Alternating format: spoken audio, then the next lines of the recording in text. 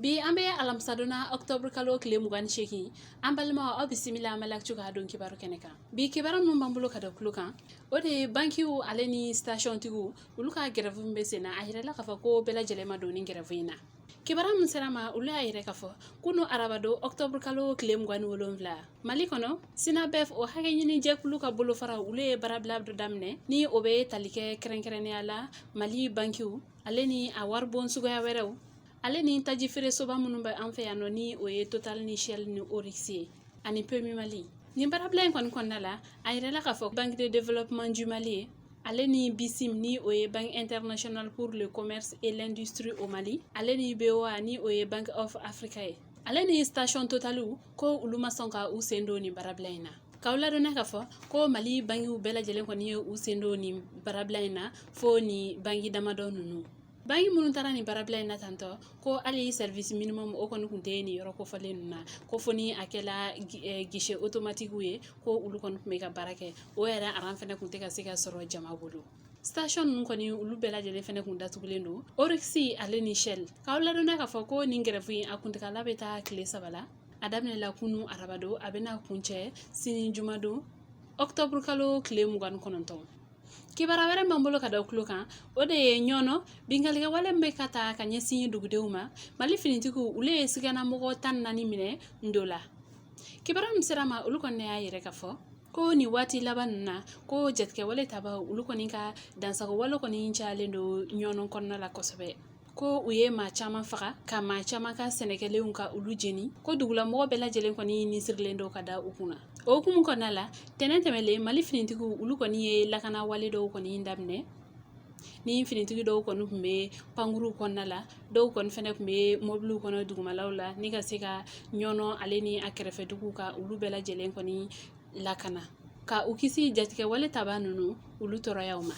O baara ninnu kɔnɔna la ko Mali finitigiw olu ye maa 14 minɛ ni sika kelen don o mɔgɔ ninnu na k'a fɔ ko olu kɔni bɛ jatigɛ wale taba ninnu na nka ni mɔgɔ ninnu kɔni u bɛ gendarmerie mɔgɔw kɔni ka bolo kan sɛgɛsɛgɛli dɔw hukumu kɔnɔna la. K'aw ladɔnniya fɛnɛ k'a fɔ ko Mali finitigiw olu kɛlen ka u ka nin lakana baara ninnu daminɛ ko jamana bɛɛ ni a keleya man di minnu ye ko o manganiyajugu dɔw wulila ni ka ja dɔw kɔni bila bɔlɔlɔw sanfɛ ni o ja ninnu kɔni na i kɔni bɛ a ye k'a fɔ ko duguden caman kɔni bɔnɛlen don u ni na u tilala fɛnɛ o ja ninnu k'a yɛrɛ k'a fɔ ko o ye finitigiw ka baara ye. Mali finitigiw olu ka ɲɛmaaba kɔni ye sɛbɛn kɛ o hukumu kɔnɔna la ni k'a yɛrɛ k'a fɔ ko Mali finitigiw kɔni nɔ tɛ nin baara jugu ninnu ye ko manganiyajugu dɔw kɔni de ka baara don minnu kɔni bɛ fɛ Mali finitigiw ka olu kɔni la salaya u ka lakana baaraw la walasa u bɛ se ka fɛrɛ u ka dansago walew ma cogoya min na. Ko a bɛɛ lajɛlen ladɔnniya k'a fɔ ko sɛgɛsɛgɛliw kɔni bɛ sen na walasa cogoya min na nin ko ninnu u ɲɛ bɛrɛbɛrɛ bɛ se ka dɔn. Kibara wɛrɛ m'an bolo ka da kulo kan o de ye san engrais o gɛlɛyalen don yen nɔ kosɛbɛ. Kibara min sera ma olu kɔni y'a yɛrɛ k'a fɔ ko an bɛ waati min na i ko sisan ko engrais o kɔni sɔngɔ gɛlɛyalen don kosɛbɛ san kɔnɔna la. Sɛnɛkɛlaw olu ka fɔ la ko fɔlɔ la olu kɔni kun bɛ engrais bɔrɔ kɔni sɔrɔ 4000 na ko nka ko sisan ko engrais bɔrɔ kɔni talen bɛ fo 5600 la.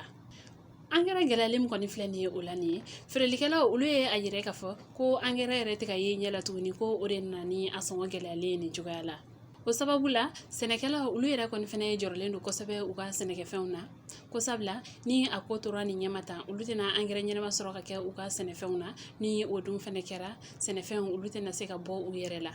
olu ka sɛnɛkɛfɛnw o tɛna ɲɛ ka kɛ olu sago ye. Kunnafoni kuncɛ la kibara wɛrɛ m'an bolo ka da kulo kan o de ye sibiri don Octobre kalo tile 23 Sikasso olu ye jamadalajɛba dɔ kɛ ni k'a yɛrɛ k'a fɔ ko olu kɔni ŋaniya ye camancɛ fanga o bɛ se ka janya cogoya min na. Kibara min sera ma olu kɔni de y'a yɛrɛ k'a fɔ kari don Octobre kalo tile 23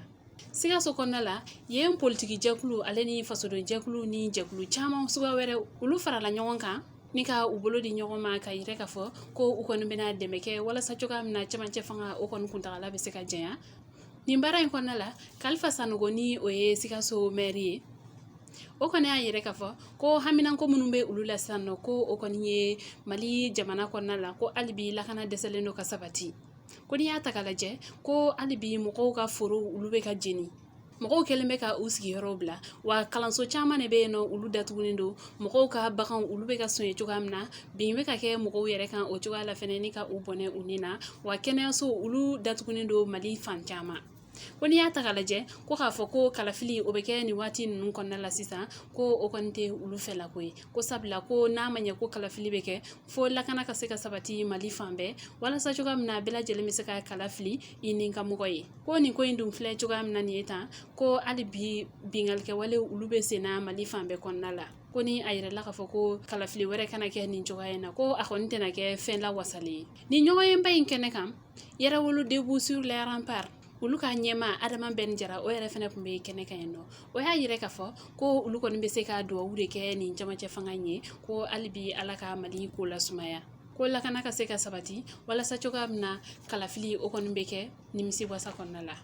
an balimaw ni ne kun ye aw ka bidon kibaru ye ka da aw tulo kan ani ce aw ka kulomajɔ la aw kan bɛn a ɲɔgɔnna wɛrɛ